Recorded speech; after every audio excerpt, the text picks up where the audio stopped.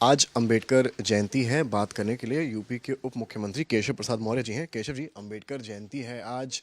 तमाम राजनीतिक दल आज हजरतगंज पहुंच रहे हैं, माल्यार्पण कर रहे हैं जयंती को लेकर, और इसके इर्द गिर्द जो राजनीति चल रही है उस पर आप क्या कहेंगे? देखिए, बाबा साहब जी को लेकर के कोई अगर राजनीति करता है तो वह बाबा साहब का और बाबा साहब के अनुयायियों का सम्मान नहीं, उनका अनादर है। बाबा साहब सामाजिक न्याय के देवता हैं। उन्होंने, चाहे वो दलित रहे हों, चाहे पिछड़े रहे हों, वंचित रहे हों, गरीब रहे हों, उनको समानता का अधिकार हर क्षेत्र में प्राप्त हो, यह उनकी मंशा थी। और उस मंशा के अनुसार उन्होंने भारत के ऐसे संविधान को देने का काम किया कि देश के राष्ट्रपति के मत की भी जो कीमत है वही झोपड़ी झुग्गी में रहने वाले एक व्यक्ति के मत की भी कीमत है, महत्व है।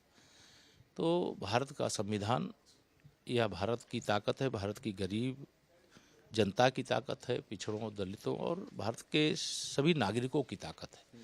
आज जिन लोगों ने बाबा साहब को सम्मान नहीं दिया, चाहे वह कांग्रेस पार्टी हो, जब वह चुनाव लड़ते थे तो उनको हराने के लिए कांग्रेस तिकड़म करती थी। संविधान सभा में उनको आने के लिए कलकत्ता के रास्ते आना पड़ा। समाजवादी पार्टी ने बाबा साहब के नाम से बने हुए मेडिकल कॉलेज का नाम बदलने का अपराध किया। उनके एक वरिष्ठ मंत्री मोहम्मद आजम खान ने बाबा साहब का हज हाउस बनाते समय किस प्रकार से अपमानजनक शब्द अखिलेश यादव जी उस मंच पर मुख्यमंत्री के रूप में मौजूद थे उस समय प्रयोग किया, और उसके बारे में अखिलेश यादव जी उस समय एक भी शब्द नहीं बोले थे। तो बाबा साहब का सही मायने में अगर सम्मान करती है तो भारतीय जनता पार्टी करती है, प्रधानमंत्री माननीय श्री नरेंद्र मोदी जी के मार्गदर्शन में करती है। और बाबा साहब का स्वप्न अधूरा एक एक करके भारतीय जनता पार्टी माननीय प्रधानमंत्री मोदी जी के नेतृत्व में और उनके मार्गदर्शन में कर रही है पूरा। अखिलेश यादव ने कहा इटावा में कि कांशीराम जी कभी चुनाव नहीं जीतते अगर मुलायम सिंह यादव जी ने सपोर्ट ना किया होता। देखिए, श्री अखिलेश यादव जी सदैव आधा सच बताते हैं, पूरा सच नहीं बताते। अगर पूरा सच बता देंगे तो समाज में मुंह दिखाने लायक नहीं रहेंगे।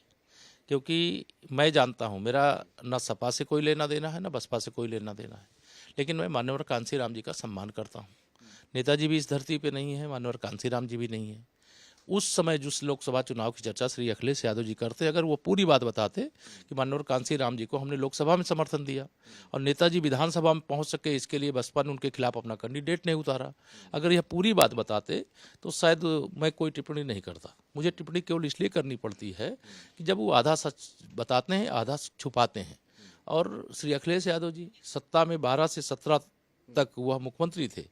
जितना अत्याचार पिछड़ों पर, दलितों पर, वंचितों पर उनके गुंडों के द्वारा उनके संरक्षण में किया गया, उतना उत्तर प्रदेश के इतिहास में कभी नहीं हुआ। सर, इमरान मसूद साहब जो कांग्रेस सांसद हैं वो कह रहे हैं कि 1 घंटे हमको अगर मिल जाएंगे तो हम सरकार आने के बाद वक्फ कानून जो है वो बदल देंगे। उनको कभी नहीं मिलेगा, बता दो उनको, उनको भी बता दीजिएगा। श्री राहुल गांधी जी को भी खबर पहुंचा दें और कांग्रेस के हर नेता को खबर पहुंचा दें। अभी 2047 तक तो भारतीय जनता पार्टी को उत्तर प्रदेश सहित देश में देश की जनता ने चलाने की जिम्मेदारी दी है। जब तक विकसित भारत नहीं बन जाएगा, जब तक तुष्टीकरण और भ्रष्टाचार और जातिवाद और परिवारवाद की राजनीति का अंत नहीं हो जाएगा, जब तक वक्फ संशोधन बिल जैसे पास हुआ है, ऐसे जितने भी बीमारियां हैं उनको दूर नहीं कर लिया जाएगा, तब तक कमल का फूल खिला रहेगा। एक छोटा सा आखिरी सवाल सर, आकाश आनंद की वापसी बसपा में हुई है, आप लोग किस तरह? बसपा का आंतरिक मामला है, हमसे कोई लेना। बहुत बहुत शुक्रिया सर बात करने के लिए। केशव प्रसाद मौर्य हैं, डिप्टी सीएम और साफ कह रहे हैं जिस 1 घंटे की बात कर रहे हैं वो 1 घंटा नहीं मिलेगा। कैमरामैन गौरव गुप्ता के साथ समर्थ श्रीवास्तव, लखनऊ आज तक।